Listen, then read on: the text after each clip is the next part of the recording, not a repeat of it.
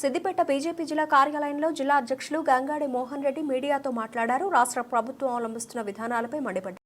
గుర్తు చేస్తూ ప్రజలను చైతన్యపరుస్తూ మనం మొన్ననే చూసినాం. మనం పార్లమెంట్ ఎలక్షన్స్లలో ఇలా భారతీయ జనతా పార్టీని 30% ఓట్లతోని ఈరోజు 8 మంది ఎంపీలను, మరి కాంగ్రెస్ 8 మంది అయితే ఇలా భారతీయ జనతా పార్టీని కూడా ఇలా 8 మందిని ఎంపీలను గెలిపించి ఇలా ప్రధాన ప్రతిపక్షంగా ఇలా ప్రజలందరూ కూడా భారతీయ జనతా పార్టీని ఎన్నుకోవడం జరిగింది.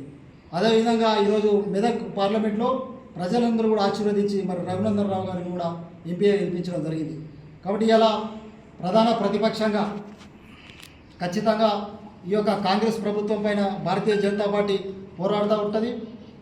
మరి ఈ వారం రోజుల పాటు ఈ యొక్క నిరసన కార్యక్రమాలతో పాటుగా రాబోయే రోజులలో కూడా ప్రజలందరినీ కూడా ఈ సందర్భంగా ఒకటే విజ్ఞప్తి చేస్తూ ఉన్నాం.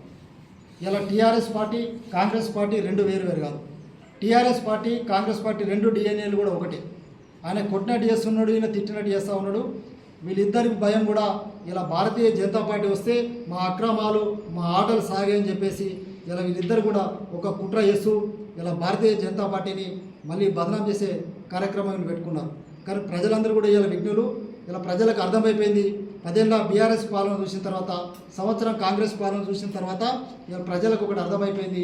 ఈరోజు ఈ తెలంగాణకు శ్రీరామ రక్ష కేవలం నరేంద్ర మోడీ గారి పాలన వస్తేనే తప్పితే మన యొక్క బతుకులు మారాయని చెప్పేసి ఇలా తెలంగాణ ప్రజలందరూ కూడా ఇలా నరేంద్ర మోడీ గారి నాయకత్వాన్ని ఇలా విశ్వసిస్తున్నారు. కాబట్టి ఖచ్చితంగా నరేంద్ర మోడీ గారి నేతృత్వంలో రాబోయే రోజులలో తెలంగాణలో ఇలా ప్రధాన ప్రతిపక్షంగా ఎప్పుడు ఎన్నికలు జరిగినా కూడా ఖచ్చితంగా ఈరోజు తెలంగాణలో అధికారం లక్ష్యంగా భారతీయ జనతా పార్టీ ముందుకు సాగుతుంది.